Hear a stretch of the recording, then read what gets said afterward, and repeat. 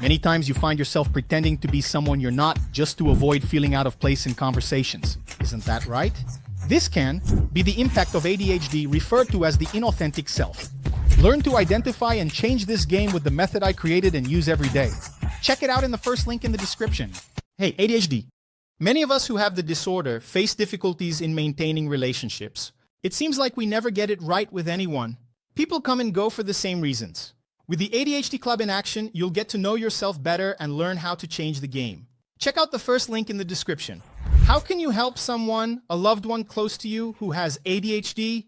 Someone who lives with you, whether it's in a shared house, a friend, or of course someone who has a relationship with you like your husband or wife. Watch this video for key tips on helping someone with ADHD. Understand that they have difficulty with processes. Or even someone with ADHD can help someone close who has the disorder. The first thing you need to understand is that a person with ADHD has difficulty with processes. This means that the person will need occasional help or even ongoing support. When it comes to setting up processes, creating schedules, and getting organized in some way, often a person with ADHD, she already has this awareness that she's a bit disorganized and she does some things to try to get organized, but often she can't do that with much efficiency. And sometimes it just doesn't work out. Helping with these processes for a person with ADHD doesn't require much from you. If you sit down with that person, I don't know, for 30 minutes a week, you already checked that off the list, so let's go. First step, helping with the processes. How are you going to do that? Usually you can maybe get together with that person on a Sunday night, and then you're going to sit down to plan that person's week together with them. And guys, even though this is a little weird, it doesn't mean you're going to be this person's babysitter, okay?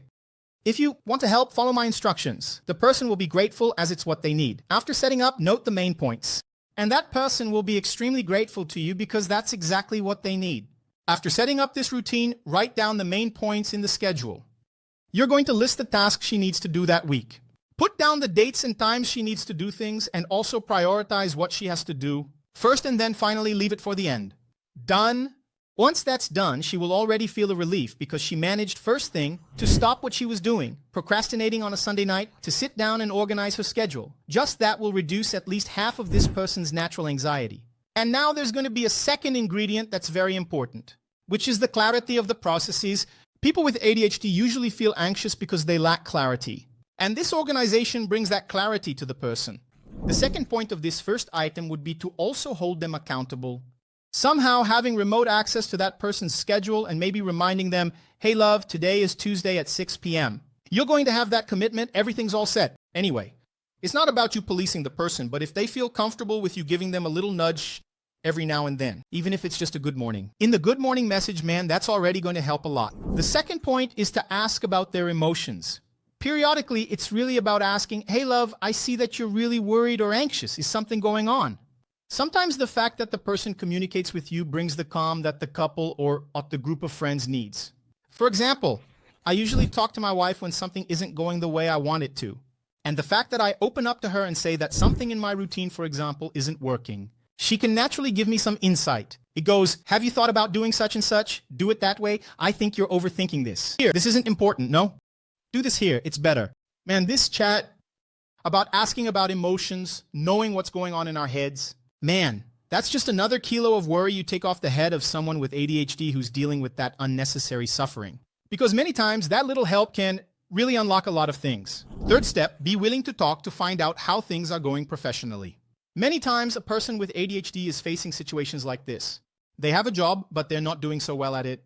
They're having difficulty or they've already received a warning, right, about being fired. And sometimes they even feel embarrassed to talk about it with their spouse. I once mentored a couple where the wife came to me worried because her husband, after many years at the company, had been fired and he didn't tell her. Why didn't he tell his wife? Because he doesn't trust her, because he doesn't like her, not later in therapy. It was discovered that he had already been fired at other times in his life. Before meeting this wife, the fact that he had been fired because of his ADHD made him feel very inadequate. He felt like a useless person, like a loser, and he didn't want to pass that shame on to his wife. Now, there's a point. A person with ADHD has to understand that these things can happen and has to know how to work to avoid them. But don't be ashamed of being who you are, of life's failures, because after all, life is sad. Life is an alternation between victories and failures. It can't be any different from that. Asking how things are going, having a chat with your loved one will help. Fourth point, help that person to cool down, to step away from work for a bit. Guys, I'm just like that. Many people with ADHD, once they discover what they love, what they do with mastery, they cling to it with all their might and sometimes even forget to relax. I myself often forget. I keep working until, I don't know, 10, 11 o'clock at night, sometimes even later, but I've been avoiding it a lot. But it keeps getting late into the night. And what if my wife doesn't say it's time to stop, to work for us, to watch a movie and do something else? Sometimes I end up forgetting, and it goes on for, 2 days practically working straight. So it's important that you have balance. You dive deep into that hyper-focus on what you love. But practicing physical activity, doing your hobby, what you love, is equally essential in the process. Otherwise, your head is going to boil over. That doesn't work. Fifth point. Be understanding with the person, but also demand that they get treatment. I think this is one of the biggest complaints from people who live with someone who has ADHD. How many times have I received girlfriends and wives saying, I'm sure my husband, my boyfriend has ADHD. He doesn't recognize it. He's struggling. He's suffering in life, but he doesn't get treatment. He doesn't want to go to a psychologist. He doesn't want to see a psychiatrist. He doesn't want to take care of himself to get treated. Guys, that's not going to help. So I'm not giving these tips for you who live with ADHD. How can you help? But mainly so that this person with ADHD becomes aware of their difficulties and understands that treatment is essential for things to keep moving forward. If I didn't get treatment, you can bet on that.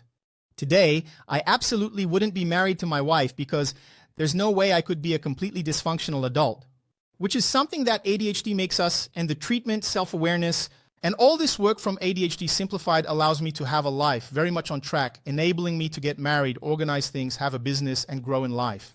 And the sixth tip, which I think is the most important one, if you don't have ADHD and you live with someone who does, or even if you are the person with ADHD, you should join the ADHD in Action Club. The link is up here, or is it here? In the video description too. And inside, you'll have several modules teaching you practically how to overcome the challenges of everyday life. It's like having a Telegram group to share ideas, and I'll be there in that group too to chat. Everyone together, I hope you liked this video. Don't forget to share, and I'll see you in the next video. Thanks, see you later, and bye-bye. The professional life of someone with ADHD heavily relies on communication. How you behave at work or how others perceive you can be crucial for your professional advancement. The problem is that hardly anyone explains the best way to act in these situations until now. I'm going to explain how to take control of your professional life. In the first link in the description,